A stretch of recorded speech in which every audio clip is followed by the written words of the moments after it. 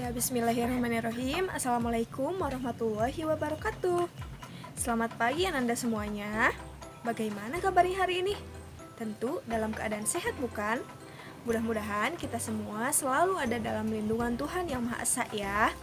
Tak lupa juga Ibu mengingatkan untuk selalu patuhi protokol kesehatan supaya pandemi ini cepat usai dan kita bisa berkumpul kembali di sekolah untuk belajar bersama. Nah, hari ini kita memasuki subtema 3, yakni tentang selamatkan hewan dan tumbuhan. Nah, pada pembelajaran 1 ini, Ananda semua akan belajar tentang pelestarian hewan, simpulan dari teks laporan, serta kehidupan politik di negara-negara Asia Tenggara. Nah, namun sebelum kita memulai pembelajaran, tentu alangkah baiknya kita berdoa terlebih dahulu. Ibu persilahkan berdoa sesuai kepercayaan masing-masing. Berdoa dimulai. Berdoa selesai. Nah, untuk itu Ananda silahkan simak video ibu baik-baik. Mudah-mudahan ilmu yang kita pelajari hari ini bisa bermanfaat untuk kehidupan kita sehari-hari.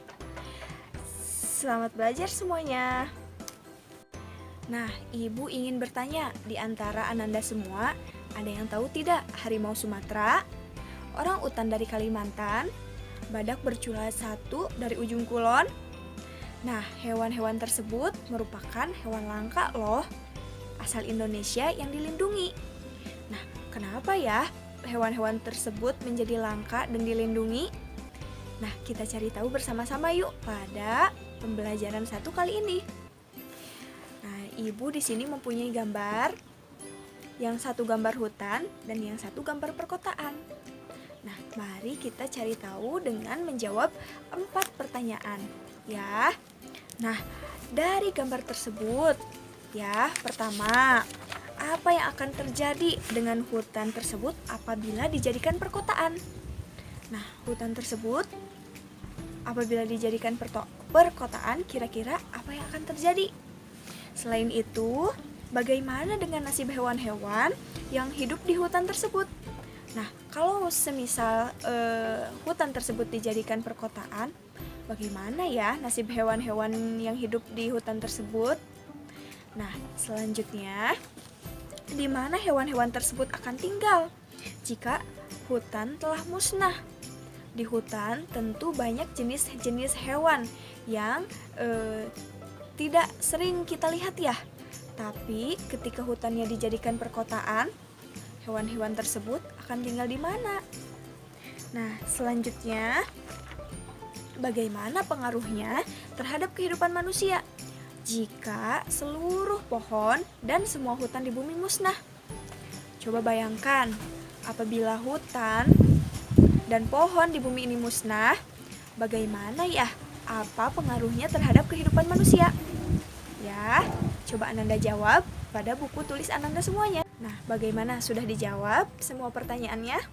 Tentu sangat mengkhawatirkan bukan apabila seluruh bagian hutan dijadikan perkotaan. Nah, karena makhluk hidup itu memerlukan tempat tinggal untuk hidup dan berkembang biak. Tempat tinggal makhluk hidup itu disebut dengan habitat. Misalnya saja hutan. Ya, nah hutan harus kita jaga agar hewan dan tumbuhan yang tinggal di dalamnya dapat melestarikan hidupnya. Keberadaan hewan dan tumbuhan itu sangat penting dan harus kita lestarikan supaya tidak punah. Yang kedua, dapat dimanfaatkan oleh manusia sebagai bahan makanan. Jadi, hewan dan tumbuhan itu bisa kita manfaatkan sebagai bahan makanan ya. Nah, contohnya saja ayam, baik sayuran-sayuran dan buah-buahan. Nah, tentu kalau punah nanti kita makan apa ya? Kebutuhan sumber vitamin hewani maupun nabatinya nanti tidak terpenuhi. Nah, terus menjaga keseimbangan ekosistem antara produsen dan konsumen. Ya, misalnya saja apabila misalkan ular itu sudah punah. Terbayang tidak betapa banyaknya populasi tikus karena ularnya sudah punah. Jadi, dengan tidak punahnya hewan-hewan atau tumbuhan-tumbuhan itu dapat menjaga ekosistem. Ya, Nah, dan selanjutnya itu dapat dimanfaatkan sebagai sumber belajar untuk mengembangkan ilmu pengetahuan. Banyak penelitian-penelitian yang objeknya itu berupa hewan dan tumbuhan. Nah, upaya-upaya yang dapat kita lakukan bagaimana Bu untuk melestarikan hewan? Nah, yang pertama, upaya yang bisa kita lakukan yaitu memahami pentingnya pelestarian hewan. Jadi kita harus paham betul kenapa atau tujuannya apa, kenapa kita harus melestarikan hewan. Yang tadi ya, untuk dapat melestarikan hewan, kita harus memahami cara merawatnya dengan baik. Misalnya jenis makanannya, ukuran kandang yang sesuai dengan ukuran hewan peliharaan, serta kebersihan hewan dan kandangnya. Tidak hanya cara merawatnya ketika memelihara hewan, kita juga harus memperhatikan jumlah populasinya. Jika hewan tersebut adalah hewan langka, kita tidak boleh mengusik keberadaan hewan tersebut serta menjaga mereka untuk hidup di habitat aslinya.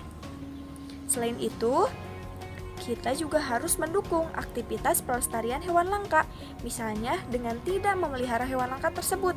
Jika terlanjur memelihara, serahkan hewan langka yang terlanjur dipelihara tersebut ke lembaga yang berwenang, yaitu BKSDA atau Balai Konservasi Sumber Daya Alam.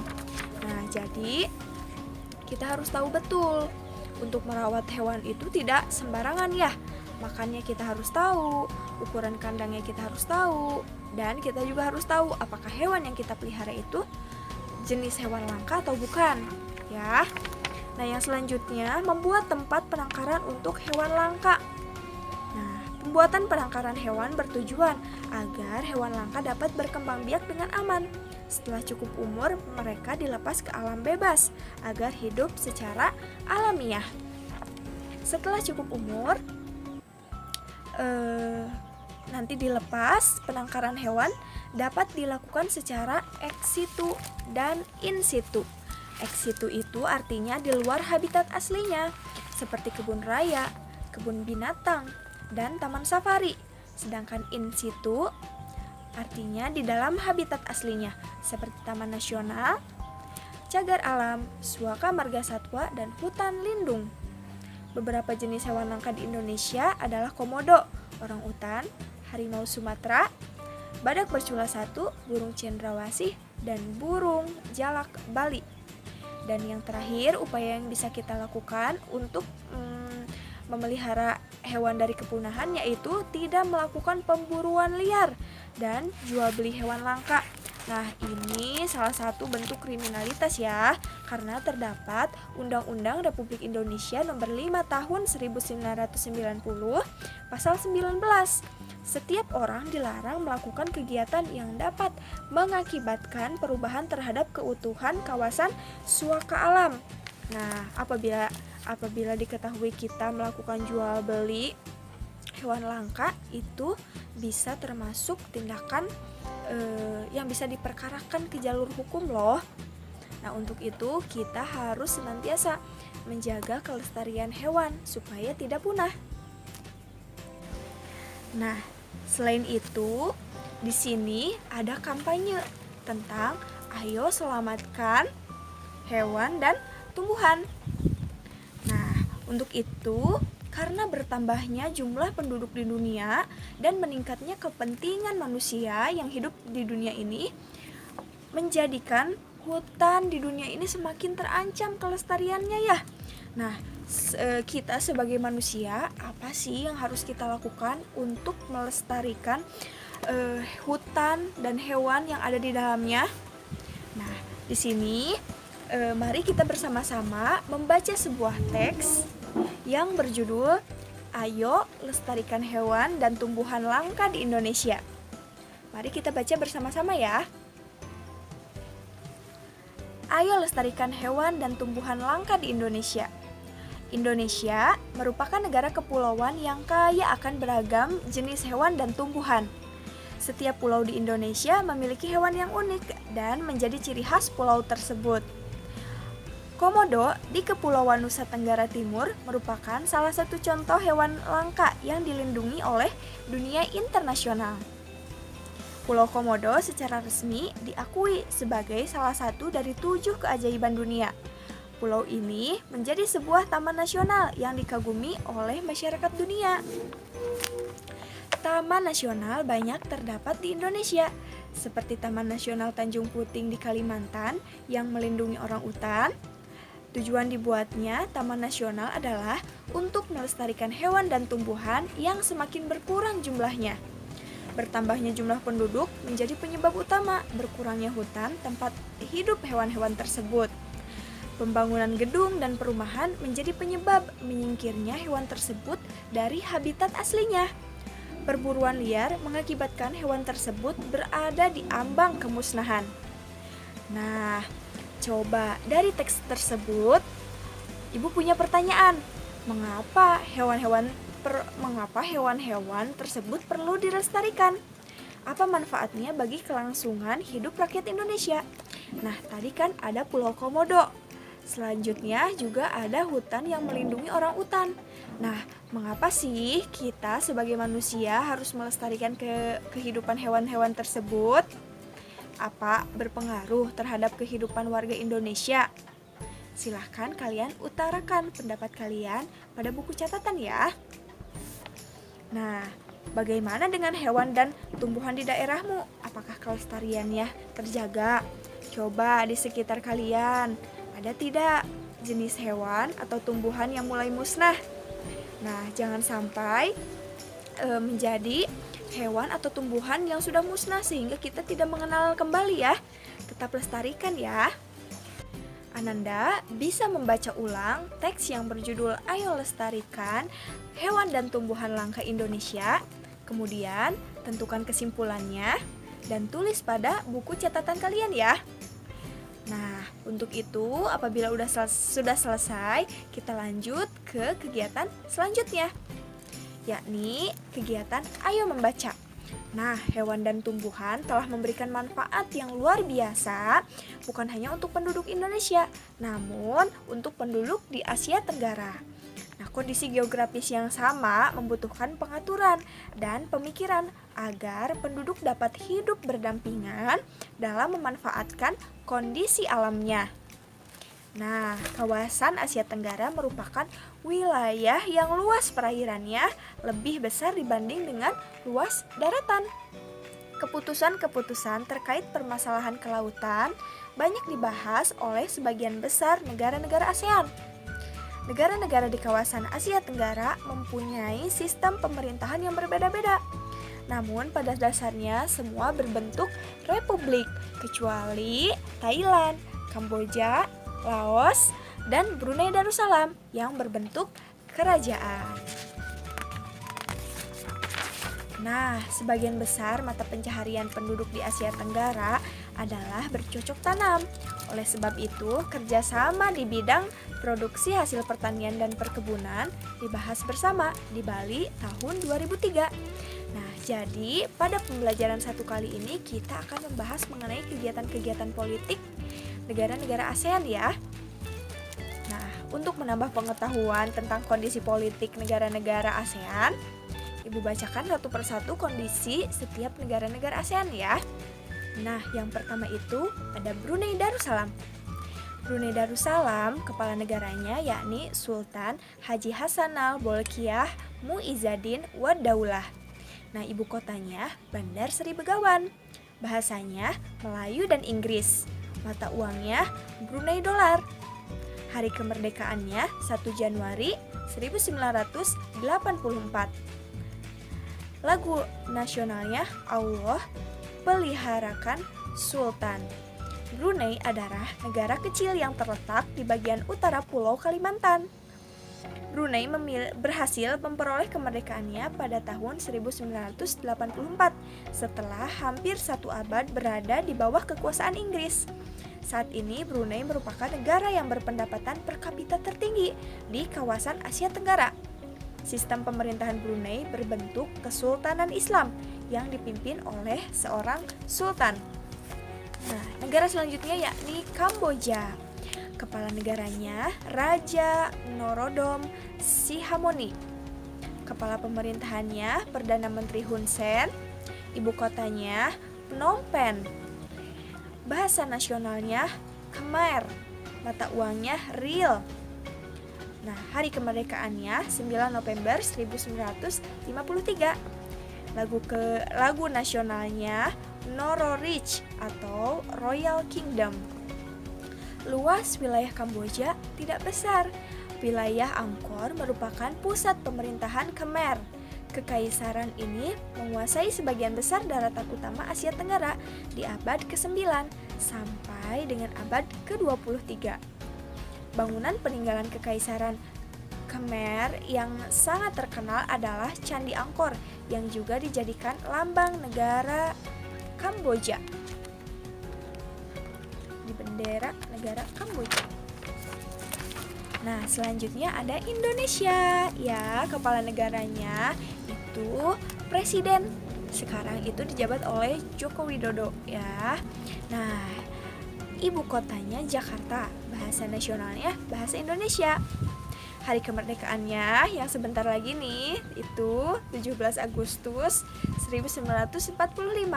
Lagu nasionalnya tentu Indonesia Raya ya. Nah, Indonesia ini merupakan negara yang luas, wilayah terbesar di Asia Tenggara. Negara kepulauan ini memiliki kurang lebih 17.000 pulau. Wow. Fakta geografis ini membuat warga Indonesia terdiri atas berbagai suku, agama, dan budaya. Ada ratusan suku serta ratusan dialek di seluruh wilayah Indonesia. Pancasila merupakan dasar negara yang ditetapkan oleh para pendiri bangsa Indonesia. Nilai-nilai yang terkandung dalam Pancasila diambil dari tradisi serta nilai-nilai bangsa. Nilai-nilai ini dianggap mampu menjadikan landasan perilaku bangsa yang beragam, latar belakang etnis, dan budayanya. Luar biasa sekali ya negara kita. Nah, negara selanjutnya yakni Laos. Kepala negaranya presiden. Kepala pemerintahannya perdana menteri. Ibu kotanya di Vientiane. Bahasa nasionalnya Lao. Mata uangnya Kip. Nah, hari kemerdekaannya itu 19 Juli 1949 dan lagu nasionalnya Peng Sat Lao ya, atau Hymn of the Lao People. Nenek moyang penduduk Laos berasal dari Cina Selatan. Pada tahun 1353, penduduk Laos dipimpin oleh Pha Ngaon yang menyebut wilayah yang dipimpinnya sebagai Kerajaan Sejuta Gajah. Kerajaan besar ini bertahan hingga tahun 1700-an sampai akhirnya terpecah belah. Sekitar tahun 1800, sebagian besar Laos dikuasai oleh Siam. Kemudian Prancis mengambil alih dan pemerintah di sana tahun 1893. Pada tahun 1893, Prancis mengambil alih kekuasaan. Pada tahun 1954, Perjanjian Geneva menetapkan Laos sebagai sebuah negara yang bebas dan netral. Perang saudara masih berkecamuk antara pasukan yang setia kepada pemerintah melawan gerilyawan komunis Pathet Lao. Nah, negara selanjutnya yakni ada Malaysia. Malaysia ini dipimpin oleh kepala negara berupa sultan, seorang sultan ya. Kepala pemerintahannya Datuk Sri Mod Najib bin Tun Abdul Razak. Ibu kotanya Kuala Lumpur. Bahasanya itu memakai Melayu, Inggris, Cina, dan Tamil. Mata uangnya ringgit. Nah, hari kemerdekaannya 31 Agustus 1957. Lagu nasionalnya Negaraku. Tahun 1400-an, wilayah di Selat Malaka mulai dikenal sebagai pusat perdagangan. Sejak saat itu, wilayah tersebut menjadi daerah yang diperebutkan. Tahun 1511, Portugis berhasil menguasai Malaka. Tahun 1641, Belanda mengambil alih. Lalu tahun 1786, Inggris masuk ke Malaka dan menguasai Pulau Penang. Tahun 1824, Belanda menyerahkan Malaka ke Inggris. Pada masa Perang Dunia Kedua, Jepang sempat menduduki Malaka. Namun kemudian Inggris berhasil menguasai kembali Semenanjung Malaya di tahun 1945. 3 tahun kemudian, Inggris membentuk Federasi Malaya. Di tahun 1957, Federasi Malaya berhasil mendapatkan kemerdekaannya. Inggris juga menyerahkan Penang dan Malaka. Nah, selanjutnya ada negara Myanmar. Kepala negaranya seorang presiden, ibu kotanya Nay Pyi Taw. Bahasa nasionalnya Myanmar. Hari kemerdekaannya 4 Januari 1948. Dan lagu nasionalnya Till the End of the World Myanmar, ya. Tahun 1948, Myanmar menjadi negara merdeka yang menganut sistem demokrasi parlementer. Perdana Menteri pertama bernama U Nu. Tahun 1958, pihak militer yang dipimpin oleh Jenderal U Ni Win menjatuhkan UNU. Mereka mengambil alih kekuasaan negara. Sejak saat itu, Myanmar menganut sistem satu partai politik dan meninggalkan sistem demokrasi parlementer.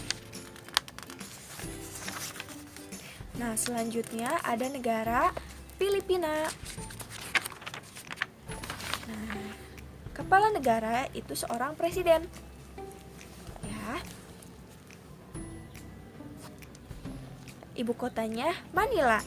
Bahasanya Filipino, Inggris, Spanyol. Mata uangnya peso. Hari kemerdekaannya 12 Juli 1898. Lagu nasionalnya Lupang Hinirang. Nama Filipina berasal dari Philip XI, Raja Spanyol di abad 16 saat Filipina dikuasai Spanyol. Pada tahun 1898, Spanyol menyerahkan kekuasaan atas Filipina ke Amerika Serikat setelah Perang Spanyol-Amerika.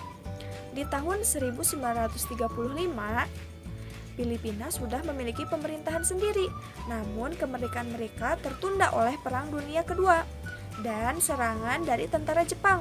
Hingga akhirnya tentara Amerika Serikat berhasil membebaskan Filipina pada tahun 1944 sampai 1945. Negara Republik Filipina diproklamasikan pada tanggal 4 Juli 1946 yang dikenal sebagai Hari Republik. Negara selanjutnya yakni Singapura. Singapura dikepala-negarai oleh seorang presiden. Kepala pemerintahannya Perdana Menteri. Ibu kotanya Singapura. Bahasanya Inggris, Melayu, Mandarin, dan Tamil. Mata uangnya dolar Singapura. Hari kemerdekaannya 9 Agustus 1965. Lagu nasionalnya Majulah Singapura. Singapura adalah wilayah terkecil di wilayah Asia Tenggara. Jumlah penduduknya paling sedikit, namun Singapura dapat menjadi negara yang paling maju. Hal ini tidak lepas dari peran Lee Kuan Yew, pendiri dan Perdana Menteri pertama Singapura. Ia memegang jabatan Perdana Menteri selama 7 periode berturut-turut. Selama masa kepemimpinannya, Lee Kuan Yew melakukan banyak perubahan. Ia dapat membangkitkan semangat bekerja warga Singapura untuk mewujudkan Singapura maju. Singapura tidak saja maju di antara negara-negara di wilayahnya, namun juga di antara negara-negara di dunia. Sampai hari-hari terakhirnya di tahun 2015, Lee Kuan Yew terus berbakti menyumbangkan pemikirannya kepada Singapura. Negara selanjutnya yakni Thailand. Kepala negaranya Maha Vajiralongkorn. Kepala pemerintahannya seorang Perdana Menteri. Ibu kotanya Bangkok. Bahasanya Thai, mata uangnya Baht. Nah, hari kemerdekaannya itu tidak pernah dijajah oleh negara lain.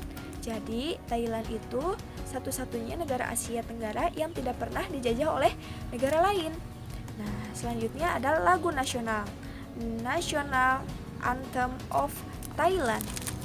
Thailand adalah satu-satunya negara di Asia Tenggara yang tidak pernah dijajah. Dahulu dikenal sebagai Siam. Thailand sendiri memiliki arti tanah kebebasan.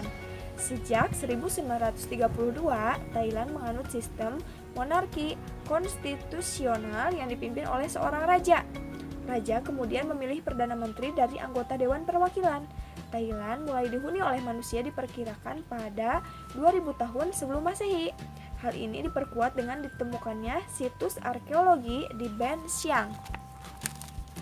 Nah, negara selanjutnya, negara terakhir yakni Vietnam. Vietnam dikepala-negarai oleh seorang presiden. Nah, kepala pemerintahannya Perdana Menteri, ibu kotanya di Hanoi. Bahasa nasionalnya Vietnam. Hari kemerdekaannya 2 September 1945 dari Prancis, jadi dahulunya dijajah oleh Prancis. Nah, lagu nasionalnya The Song of the Marching Troops. Nah, Vietnam merupakan sebuah negara sosialis yang dipimpin oleh Partai Komunis Vietnam.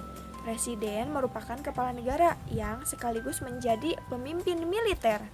Perdana Menteri dipilih untuk menjalankan pemerintahan. Penduduk awal Vietnam berasal dari lembah Sungai Merah sekitar 5.000 tahun yang lalu. Mereka bertahan sampai sekitar 207 sebelum Masehi. Mereka ditaklukkan oleh seorang pemimpin Cina yang membentuk kerajaan bernama Nam Viet. Nah, di pembelajaran sebelumnya kamu sudah memilih kan? Ananda semua sudah memilih dua negara ASEAN dan membandingkannya dalam hal segi ekonomi. Nah, setelah kamu membaca, Ananda mendengarkan dan membaca informasi mengenai kondisi politik negara-negara ASEAN, sekarang Ananda bisa melengkapi diagram pen yang Ananda punya dengan informasi tambahan mengenai kondisi politik. Ya, misalnya Ananda kemarin memilih negara Indonesia dan Singapura. Nah, Ananda sudah memperoleh informasi mengenai kegiatan ekonominya ya. Nah, pada pembelajaran kali ini silahkan Ananda lengkapi dengan informasi-informasi tentang politik kedua negara tersebut ya. Tambahkan dari mulai kepala pemerintahannya, ya kepala negaranya, mata uangnya, hari kemerdekaannya, lagu nasionalnya, silahkan tambahkan pada diagram pen yang sudah Ananda punya. Ya. Nah, alhamdulillahirobbilalamin, pembelajaran 1 di subtema ini sudah selesai. Ananda hari ini sudah belajar tentang melestarikan hewan ya yang langka di Indonesia. Ya kan? Nah, selain itu Ananda juga sudah belajar membuat kesimpulan dari teks Ayo Lestarikan Tumbuhan dan Hewan Langka Indonesia. Nah, selain itu, Ananda juga sudah mengetahui keadaan politik di negara-negara Asia Tenggara ya. Nah, untuk itu mudah-mudahan ilmu yang kita pelajari hari ini bisa bermanfaat ya. Nah, Ibu ingin bertanya, di antara negara-negara Asia Tenggara, negara mana sih yang tidak pernah dijajah oleh negara lain? Silahkan tuliskan jawabannya di kolom komentar ya. Nah, cukup sekian pembelajaran kali ini. Mohon maaf apabila banyak kekurangan. Tetap semangat, Ananda belajar di rumahnya ya. Untuk itu, akhir kata, Assalamualaikum warahmatullahi wabarakatuh.